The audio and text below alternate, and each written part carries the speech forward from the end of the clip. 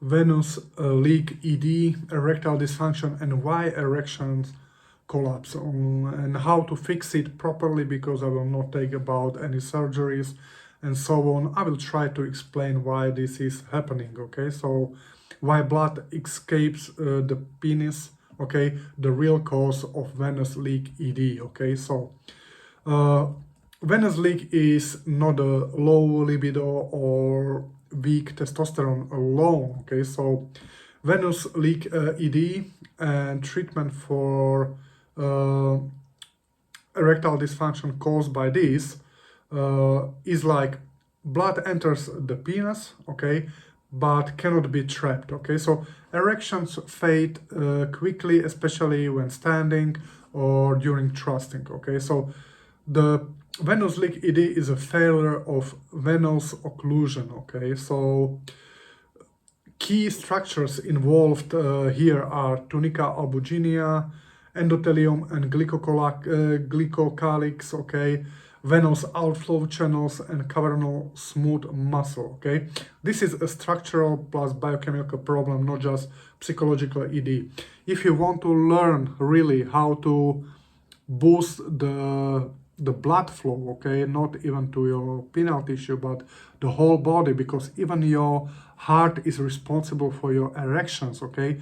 Under this video you will find all protocols in my school community, okay, under this video. So the first reason, okay, why you can have a venous leak, what is the really big trigger, and no one is talking about this, only really educated urologists, okay? So this is high estradiol, okay guys? So how elevated estradiol or E2 cause venous leak, okay? So it lower or decrease cavernosal smooth muscle tone. Cavernosal smooth muscles are in your penile tissue, okay? It increase venous dilation, okay? Decrease tunical compression and increase endothelium 1 imbalance. So at the end, you cannot trap the blood, okay? So erection starts, okay, fade fast, okay? Mostly you will have this problem after alcohol, carbs, stress, okay? I'm not telling carbs are bad, because carbs are really helpful for DHT, and DHT keeps our penile health at 100%, okay? So often seen with TRT overdosing, okay, and not managing estradiol, okay? So obesity, insulin resistance, liver congestion, okay, excess aromatization, okay? So even mid-range estradiol can be too high for penile tissue, especially when your DHT is low. Like I said, again, all protocols, even for DHT, testosterone, under this video in my school community, okay?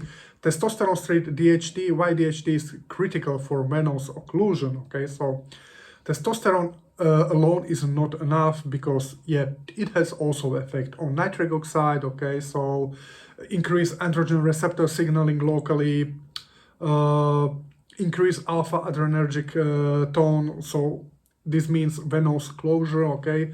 It has really beneficial effect on cavernosal smooth muscle density.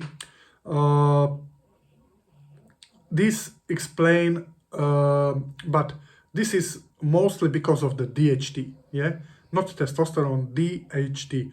DHT has the highest effect on our penile health, okay? So if you want to really increase your penile health, you really need to have a proper level of DHT, okay? This explains why some men fail on TRT, but improve, for example, dramatically with optimized DHT or DHT dominant signaling, okay?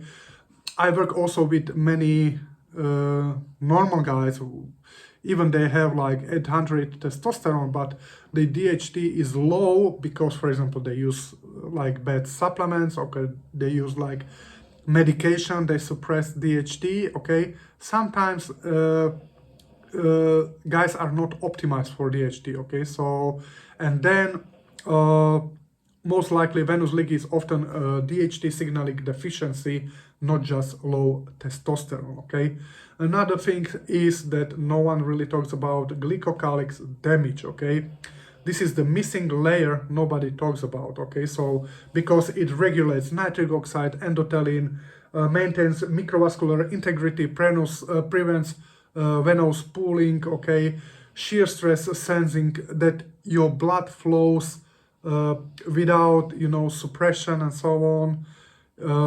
Damages caused like blood slippage out of corpora, cavernosa, your penile tissue, okay? Poor rigidity despite enough of inflow, okay?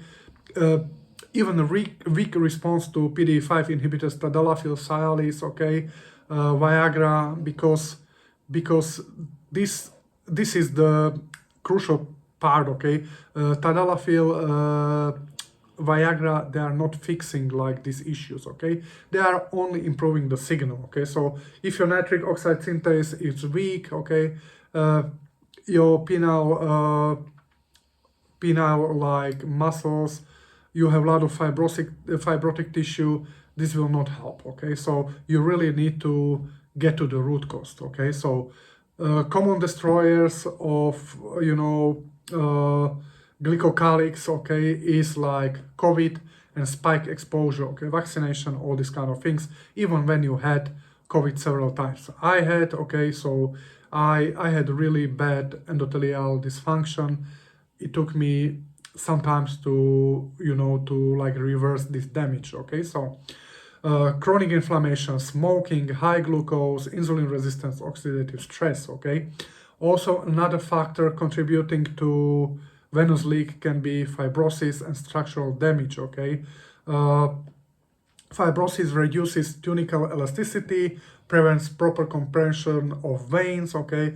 You don't get enough inflow of the blood into your penis, okay? So causes venous leak even with good hormones, okay? So you can do ultrasound, simple ultrasound, to see if you have like fibrotic tissue, okay? So this is seen in long-standing ED, Peyronie spectrum, post-finasteride, post-SSRI cases, post-COVID vascular injuries, okay? So what you can test, okay? Imaging is a gold standard, penile Doppler ultrasound, okay?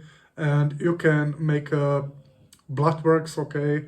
Several blood works like for hormones, total T, free T, DHT, estradiol, SHBG, prolactin, for vascular homocysteine, CRP, fibrinogen, ferritin, LPA, okay? So lipid panel, fasting, insulin, okay? So then what you can really do is to use supplement in logical way to support glycocalyx repair, okay?